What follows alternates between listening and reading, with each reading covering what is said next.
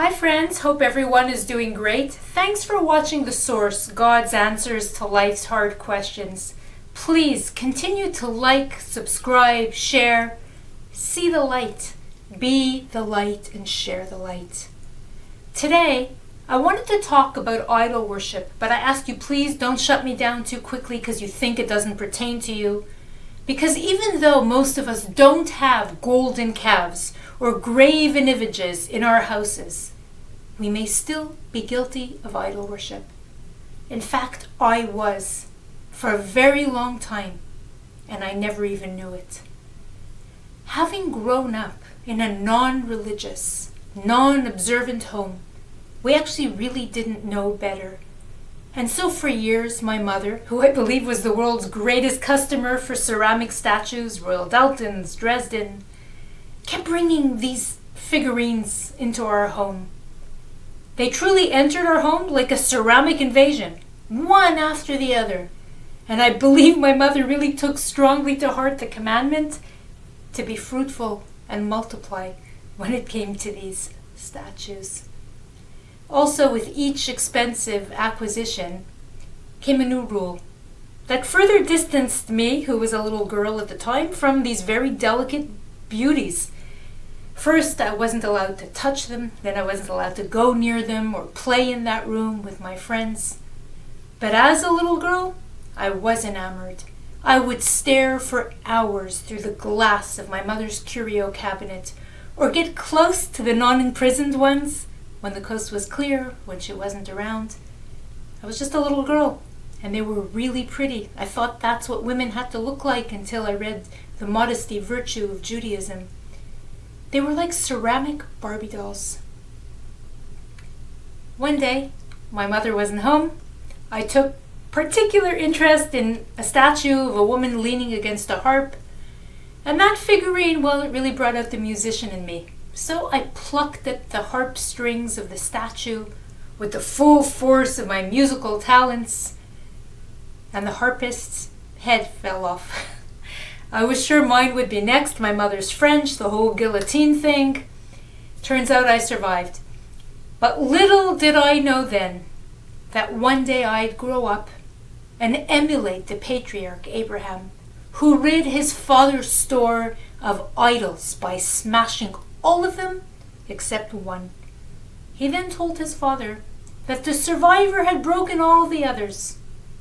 But when his father questioned how a mere idol could destroy the rest, Abraham wisely answered, "If they're so helpless and so incapable, why would you worship them?" The second commandment in the Torah tells us, "You shall have no other gods before me. You shall not make for yourself a graven image, nor any manner of likeness," etc. You can find the rest in Exodus 20.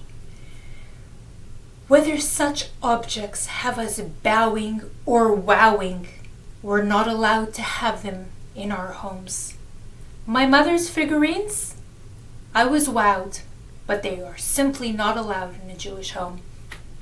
And it's interesting to note that most of the idols in ancient times were shaped in human form. Because what are we really worshipping through idols? We're worshipping ourselves and our desires.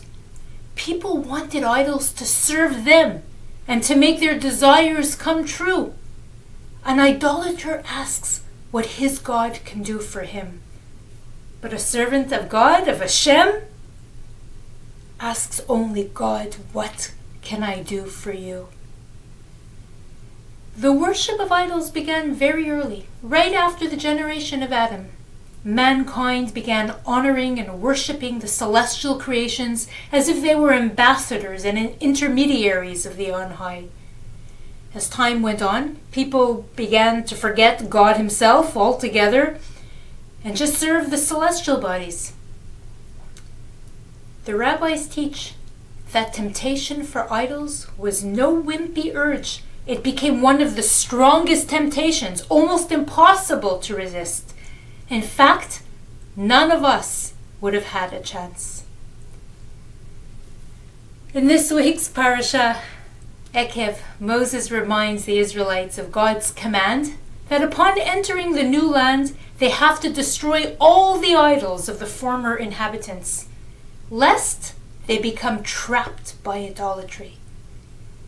And the truth is, though many of us say, it wouldn't have affected me, it wouldn't have affected us, how many of us have become trapped and snared in life by the things that we idolize? And let's think, what are some of those things that we worship today? Money, fashion, fancy lifestyles, cars, houses, vanity, power, our image, success, status, politics, a long list. But know that anything that comes between God and us is idol worship. Putting our faith in any person or thing as the means to our salvation or our good mazal, it's also idol worship. And yes, sometimes we need the help, the intervention of a doctor, a lawyer, an accountant, a rabbi.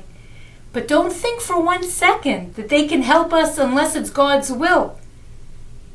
We have to try, but don't get lost in the shadows and forget the source himself.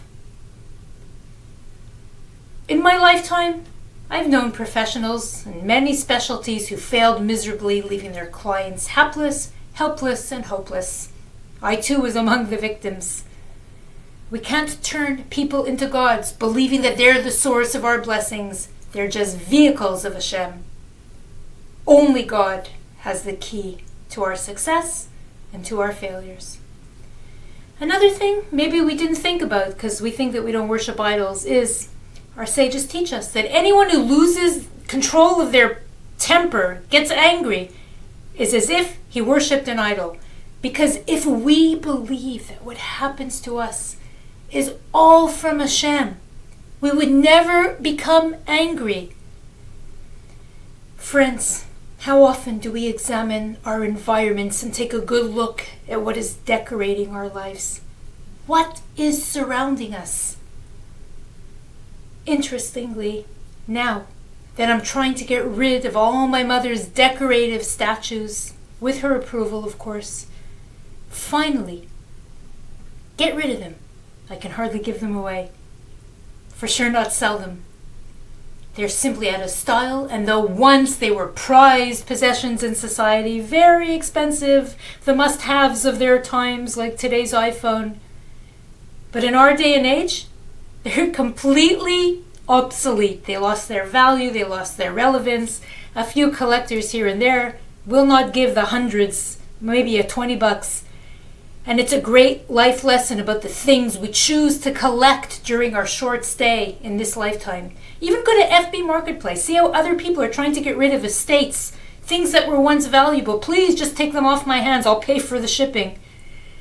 The only things that have lasting value are God and His Torah, and the directive is clear. You shall have no other gods before me. So I ask you, friends, who are you serving? What are you serving? Indeed, it's time to start seeking and destroying the idols of our lives and start collecting mitzvot instead. The returns? I know I'm no Warren Buffett, but they're investment worthy. In fact, my friends, they are priceless and eternal. Shabbat Shalom.